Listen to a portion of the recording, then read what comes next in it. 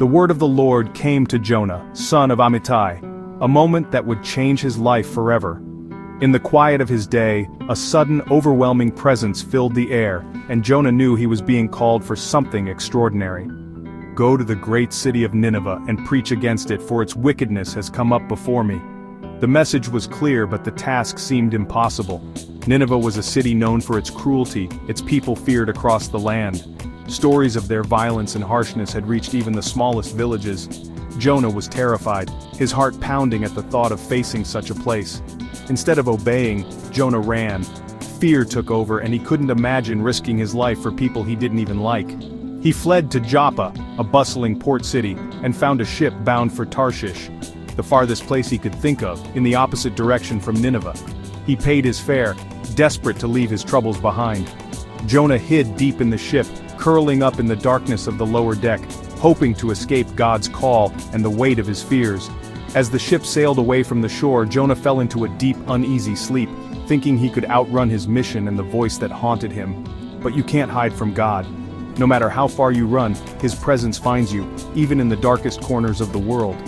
Jonah's fear blinded him to God's plan, a plan not of punishment but of mercy for Nineveh. He couldn't see the hope that lay behind the warning. He saw only enemies, not people in need of a second chance. His heart was closed, his mind set on escape. As the boat drifted farther from shore, Jonah thought he was free from responsibility, free from fear, free from the burden of compassion.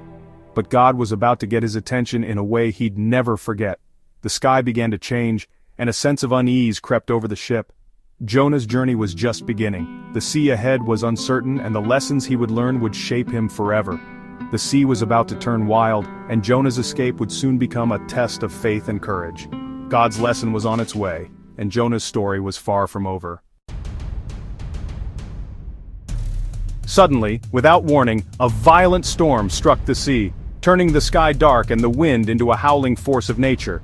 The ship was tossed by monstrous waves, rising and falling like a toy in the hands of a giant. Even the most seasoned sailors, who had faced many storms before, were gripped by fear and panic. Desperate to save themselves, they threw cargo overboard, hoping to lighten the ship and survive the raging tempest. The crew cried out to their gods, each man praying with all his might, but nothing worked. The storm only grew fiercer, as if the sea itself was angry. Meanwhile, below deck, Jonah slept soundly, completely unaware of the chaos above. While the world raged outside, he was lost in deep sleep.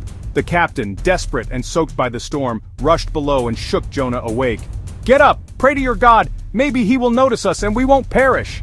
With no answers, the sailors decided to cast lots to discover who was responsible for this disaster. The lot fell on Jonah, and all eyes turned to him. Jonah confessed, his voice trembling, "I am a Hebrew. I worship the Lord, the God of heaven, who made the sea and the land. I am running from him, and that is why this storm has come upon you." Terrified, the sailors crowded around Jonah, their faces pale with fear. "What should we do to you to make the sea calm down for us?" they pleaded, desperate for a solution. Jonah replied, his expression solemn, "Pick me up and throw me into the sea, and it will become calm. I know that it is my fault that this great storm has come upon you." The sailors hesitated, unwilling to harm Jonah, but the storm only grew more violent, threatening to tear the ship apart. They struggled with the decision, torn between fear and compassion. With no other choice left, and the storm at its worst, they prepared to do as Jonah said, gathering around him at the edge of the ship. Jonah accepted responsibility for his actions, ready to face the consequences of his choices, and trusting that this sacrifice would save the others. The sea seemed to hold its breath, waiting for their decision, as the fate of everyone on board hung in the balance. Reluctantly, the sailors threw Jonah overboard, and instantly the sea grew calm. Awestruck, the sailors worshipped the Lord. As Jonah sank, God sent a huge fish to swallow him.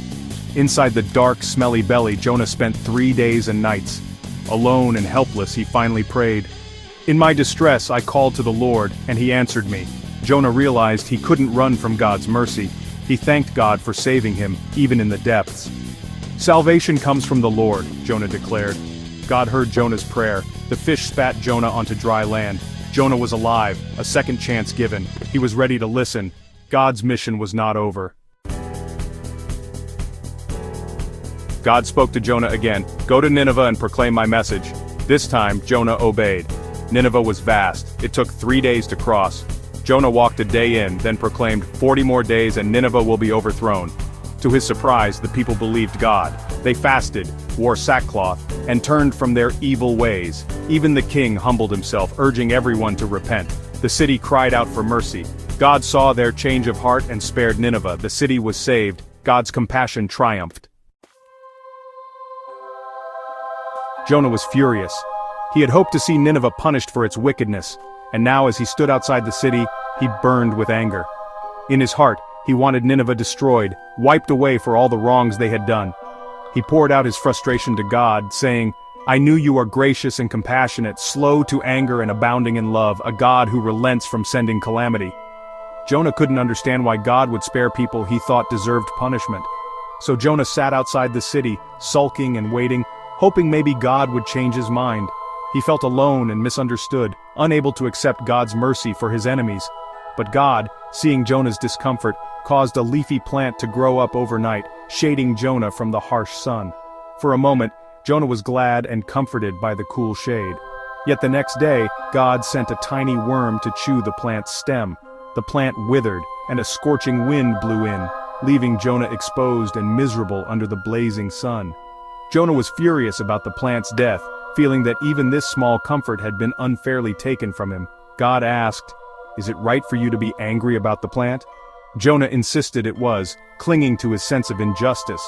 God replied, You care so much about a plant you didn't create or tend.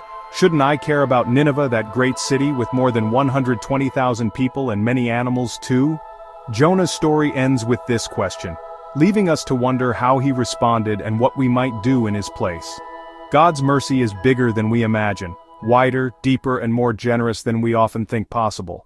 His love reaches everyone, even those we struggle to forgive, even our enemies, and yes, even us when we least expect it. The story leaves us with a challenge. What will you do with that truth? Will you let mercy shape your heart too?